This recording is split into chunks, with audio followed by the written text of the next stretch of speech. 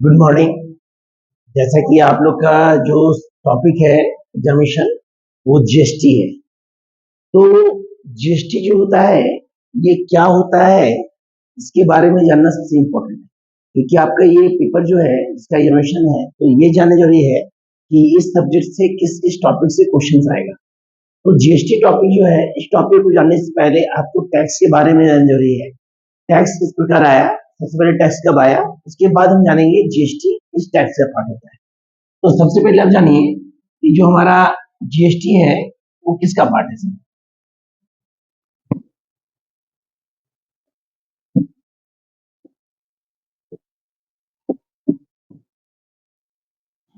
तो जीएसटी जो है इसके तहत पढ़ना क्या क्या है। सबसे पहला टॉपिक पढ़ना है आपको इंट्रोडक्शन ऑफ टैक्स। सबसे पहला टॉपिक जो है वो आपका है इंट्रोडक्शन ऑफ टैक्स।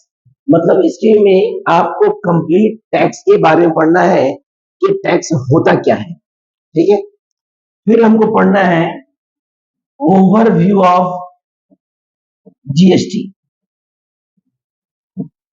अब इसके बाद पढ़ना है जीएसटी होता क्या है। उसके बाद इसमें पढ़ना है हमको एग्जेम्पशन। जीएसटी के तहत किन किन क्षेत्रों में क्या क्या माफ किया जाता है उस टॉपिक को पढ़ना है। फिर पढ़ना है हमको सप्लाई ऑफ जीएसटी।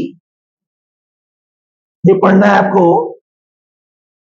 टॉपिक आपका है collection of tax.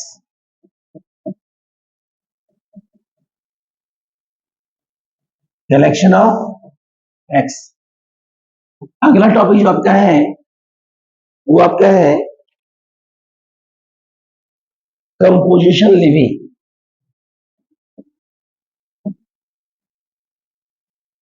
Composition Levi.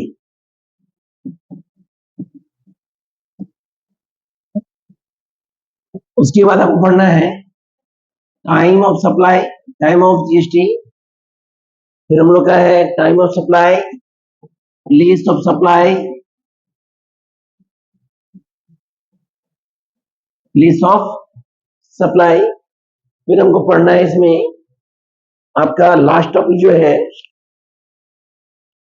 वो पढ़ना है पेमेंट ऑफ टैक्स।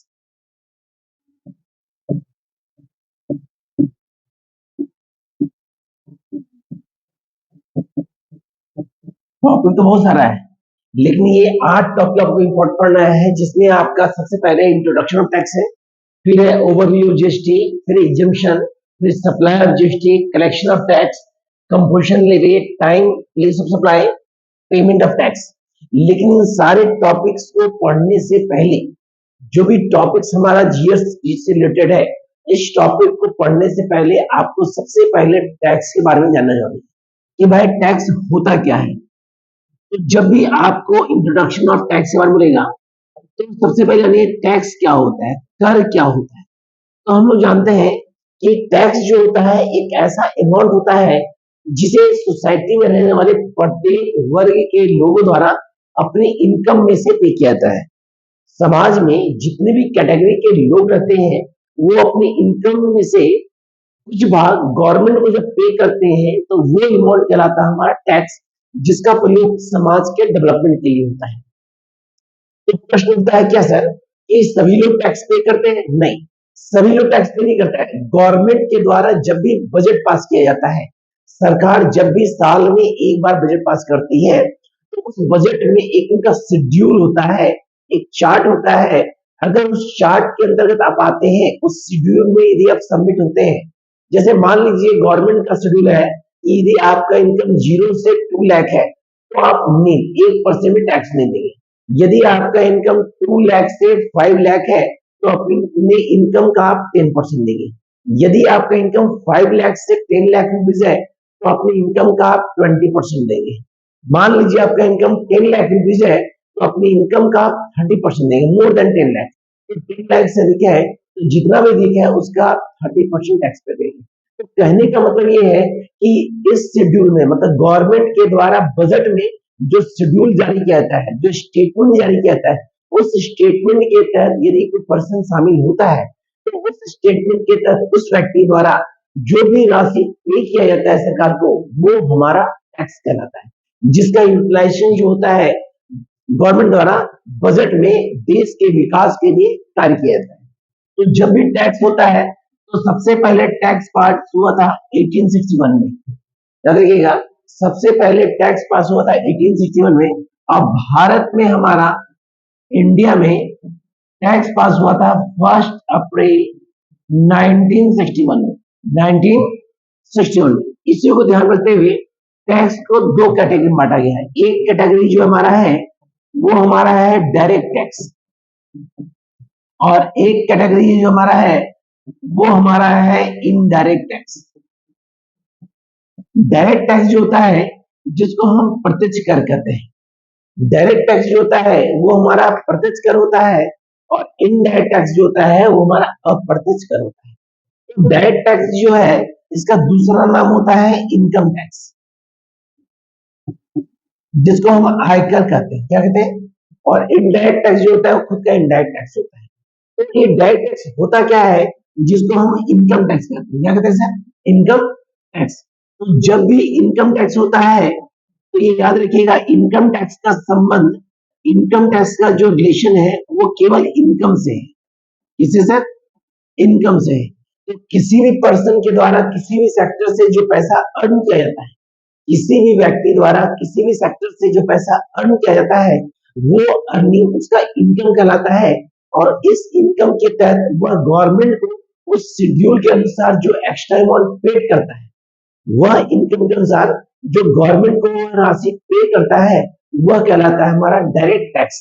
तो जब भी आप इनकम टैक्स पे करते हैं तो इनकम का 5 शेड्यूल होता है, जान लीजिए। इनकम का 5 शेड्यूल होता है। पहला शेड्यूल होता है इनकम फ्रॉम सैलरी, पहला शेड्यूल होता है इनकम फ्रॉम सैलरी।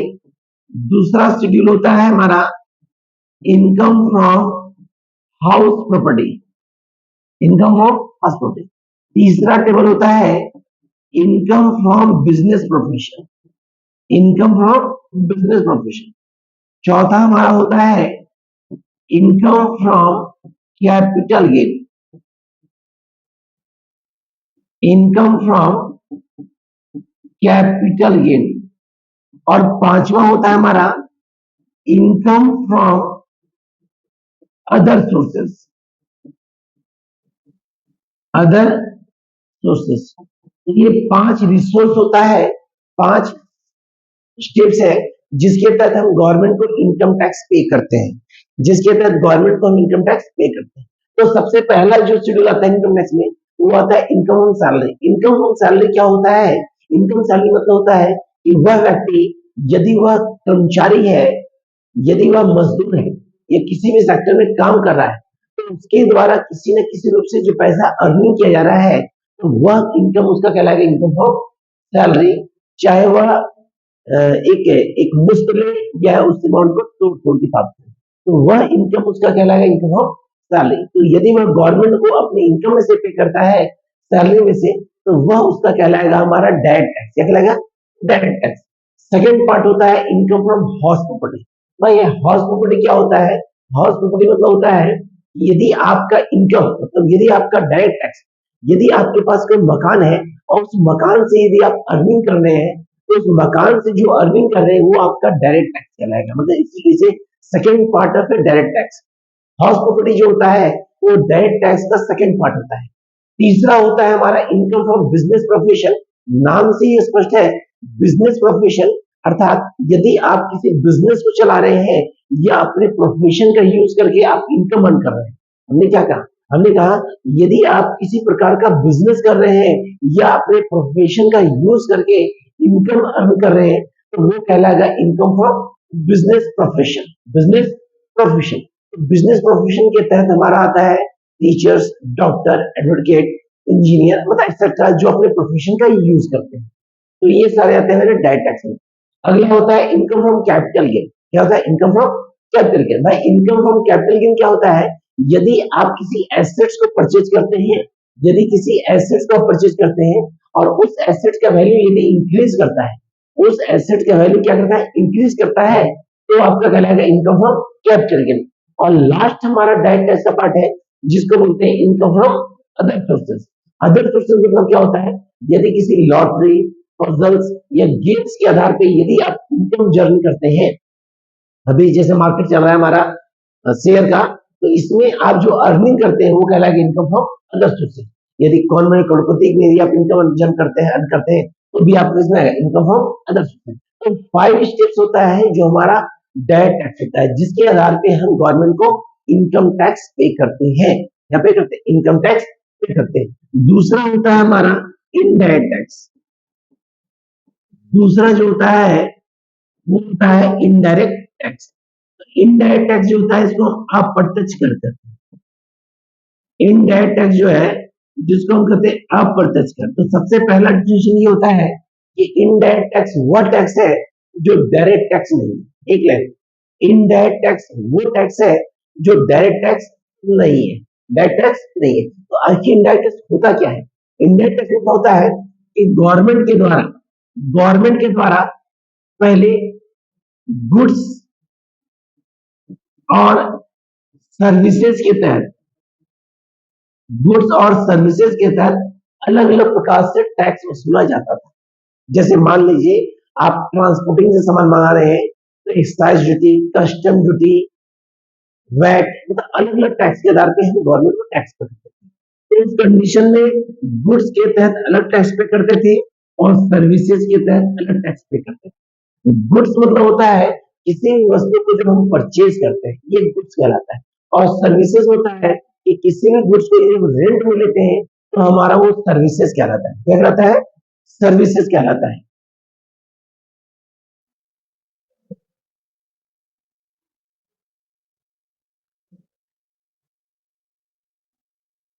गुड्स जिसको आप परचेज करते हैं वो गुड्स कहलाता है, और सर्विसेज मतलब होता है जिसको आप रेंट पे यूज करते हैं।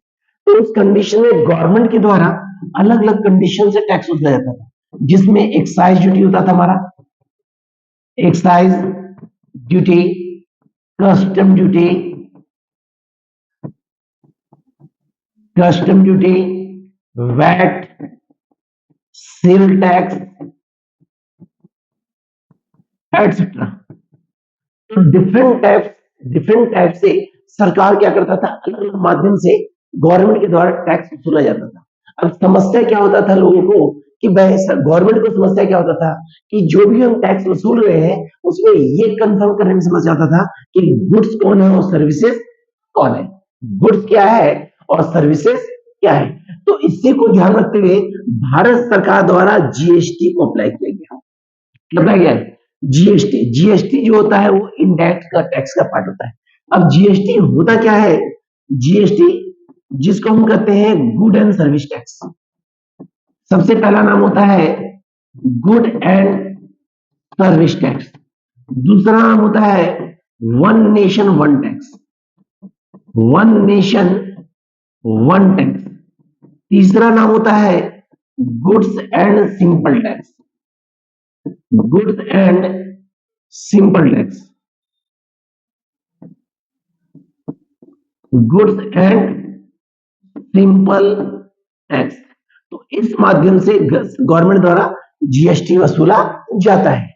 अब जीएसटी जब वसूला जाता है तो सबसे पहले जानना जरूरी है कि जीएसटी आया कहां से, जीएसटी का एस्टेब्लिशमेंट हुआ कैसे, जिसको हम कहते हैं ओवरव्यू ऑफ जीएसटी। सबसे पहले फ्रांस में, सबसे पहले फ्रांस में 1844 ईस्वी को, सबसे पहले फ्रांस में 1854 ईस्वी में जीएसटी लागू किया गया। वहां एक कानून पास किया गया, वहां एक एक्ट पास किया गया, जिसके तहत वहां के लोग कहा गया कि आपके द्वारा एक कर भुगतान करना होगा, जिसको हम जीएसटी कहते हैं। क्या कहते हैं? जब जीएसटी अप्लाई किया गया तो डिफरेंट कंट्री, मतलब 160 कंट्री द्वारा इसको अप्लाई किया गया, 160 देशों द्वारा इसको अप्लाई किया गया। भारत द्वारा, इंडिया द्वारा, भारत द्वारा इसे अप्लाई किया गया 1 जुलाई 2017। 2017, मतलब 1 जुलाई 2017 को गवर्नमेंट द्वारा इसे पास किया गया, जीएसटी पास किया गया। अब जीएसटी जब पास किया गया तो उस कंडीशन में क्या था, जब जीएसटी पास किया गया तो इस कंडीशन में सबसे पहले इसके लिए 2004 में एक कमेटी बनाई गई। 2004 में एक कमेटी बनाई गई जिसको हम कहते हैं केलकर कमेटी। सबसे पहले भारत में जीएसटी जब अप्लाई किया गया उसके पहले साल 2004 में जीएसटी के संदर्भ में एक कमेटी बनाई गई जिसको हम कहते हैं केलकर कमेटी। क्या कहते हैं? केलकर कमेटी। उसके बाद 2008 में जो हमारे फाइनेंस मिनिस्टर थे पी चिदम्बरम, उनके द्वारा 1 अप्रैल 2010 को जीएसटी के संदर्भ में नियम लागू किया गया। सबसे पहले जीएसटी के लिए एक कमेटी बनाई गई जिसका नाम था केलकर कमेटी। उस कमेटी के आधार पर 2008 में फाइनेंस मिनिस्टर द्वारा 1 अप्रैल 2010 के लिए जीएसटी संबंध में कानून बनाया गया। क्या बनाया गया? कानून बनाया गया, जिसे 2014 में एनडीए गवर्नमेंट द्वारा, मतलब बीजेपी गवर्नमेंट द्वारा इस विधेयक को पेश किया गया, मतलब प्रेजेंट किया गया, क्योंकि सरकार चल रहा था हम लोग का बीजेपी का। तो एनडीए गवर्नमेंट द्वारा इस जीएसटी के संबंध में प्रपोजल रखा गया और स्पष्ट रूप से इसे 2017 में, मतलब 1 जुलाई 2017 को एक बिल पास किया गया और उस बिल में लोकसभा, राज्यसभा और राष्ट्रपति की मुहर के पश्चात इस जीएसटी बिल को पास किया गया। जीएसटी बिल को पास किया गया और यह कहा गया कि सोसाइटी में, समाज में रहने वाले जितने भी वर्ग के लोग हैं, समाज में रहने वाले जितने भी कैटेगरी के लोग हैं, प्रत्येक वर्ग के लोगों द्वारा एक कर का भुगतान किया जाएगा जिसे जीएसटी का नाम दिया गया। अब जीएसटी जो है या टैक्स है, जब हम टैक्स डायरेक्ट या इनडायरेक्ट रूप में टैक्स पे करते हैं तो उसका फायदा क्या होता है? उसका फायदा होता है कि हमारा कंट्री का डेवलपमेंट होता है। किसी भी देश के विकास में बजट का बहुत बड़ा योगदान होता है और बजट में जो पैसा खर्च किया जाता है वो टैक्स का अमाउंट होता है। जो भी टैक्स होता है वो डायरेक्ट या इनडायरेक्ट टैक्स होता है। तो इनडायरेक्ट टैक्स का माध्यम जो होता है वो होता है जीएसटी, जिसे गवर्नमेंट के द्वारा जितने भी समाज में लोग हैं, हर वर्ग के लोगों से वसूला जाता है, जिसका नाम दिया गया good and service tax, goods and service tax. अब जीएसटी जो है एक प्रकार का सॉफ्टवेयर है। जीएसटी जो है एक प्रकार का क्या है सर? सॉफ्टवेयर है, जिसे बनाया गया है इंफोसिस कंपनी के चेयरमैन नारायण मूर्ति। याद रखिए सर, इंफोसिस कंपनी के चेयरमैन जो थे उनका नाम था नारायण मूर्ति, जिनके द्वारा इस सॉफ्टवेयर को तैयार किया गया, जिसको बनाने में खर्च किया गया 1468 करोड़ रुपया, 1468। तो इसके आधार पे एक सॉफ्टवेयर तैयार किया गया और इसी सॉफ्टवेयर के आधार पे जब भी आप बिल पेमेंट करते हैं तो ऑटोमेटिक उसमें जीएसटी का रेट जो है ऐड हो जाता है और आप बिल पे करते हैं। जीएसटी जो है एक प्रकार का टैक्स हो गया, एक प्रकार का इनडायरेक्ट टैक्स हो गया, जिसे समाज में रहने वाले प्रत्येक वर्ग के लोगों द्वारा भुगतान किया जाता है, जिसका उपयोग सरकार बजट के माध्यम से देश के विकास में प्रयोग करती है। हम लोग जानते हैं कि जब 2019 में जब कोरोना काल आया था तो उस कंडीशन में जो सोसाइटी है, जो समाज है, जो देश है, उसको सेफ रखा गया। किस माध्यम से? नेशनल इनकम के माध्यम से, क्योंकि नेशनल इनकम में जो पैसा जमा होता है उसका रिसोर्स जो होता है वो टैक्स होता है। जब तक समाज में रहने वाले प्रत्येक वर्ग के लोग टैक्स का भुगतान नहीं करेंगे तब तक गवर्नमेंट का इनकम ग्रो नहीं करेगा। तो सरकार का इनकम जब ग्रो करता है तो डिपेंड टू टैक्स, जितना भी हम टैक्स पे करते हैं, जो भी टैक्स हम पे करते हैं वो गवर्नमेंट के लिए क्या कहलाता है? नेशनल इनकम, जिसका प्रयोग देश के विकास के लिए होता है ताकि सोसाइटी का डेवलपमेंट हो सके और समाज हमारा डेवलप कर सके। तो जीएसटी का ये ओवरव्यू जीएसटी था हमारा। अब इसके बाद अब बताएंगे आपको हम exemption of GST, exemption of GST. लेकिन इसको जानने से पहले जान लीजिए कि जब भी हम टैक्स पे करते हैं तो दो इंपॉर्टेंट बात होता है, एक होता है टैक्सेबल और एक होता है एग्जेम्प्टेड। टैक्सेबल मतलब होता है कि वो अमाउंट जो गवर्नमेंट को हम पे करते हैं वो टैक्सेबल होता है। जिस अमाउंट पे गवर्नमेंट को टैक्स पे करते हैं वो हमारा टैक्सेबल होता है। और दूसरा होता है एग्जिबिशन। एग्जिबिशन मतलब होता है कि गवर्नमेंट के द्वारा जो माफ किया जाता है वो हमारा एग्जिबिशन होता है। मतलब सरकार के द्वारा किन किन क्षेत्रों में हमको जब माफी मिलती है, छूट मिलती है, तो हमारा कहलाता है एग्जिबिशन। तो जीएसटी के तहत भी हमारा डिफरेंट कैटेगरी है जिसमें हमको एग्जिबिशन दिया गया है ताकि उन क्षेत्रों में हम जीएसटी का पेमेंट नहीं करेंगे। अगला होता है इसमें प्रीवियस ईयर और करंट ईयर। प्रीवियस ईयर होता है वह साल जिस साल आप अर्न करते हैं और करंट ईयर होता है वह साल जिस साल आप गवर्नमेंट को टैक्स पे करते हैं। तो ये कंडीशन आपका केवल टैक्स और जीएसटी के संदर्भ में था, इसको आप देख लेंगे सर। बाकी आपको बताते हैं एग्जिबिशन नेक्स्ट वीडियो में।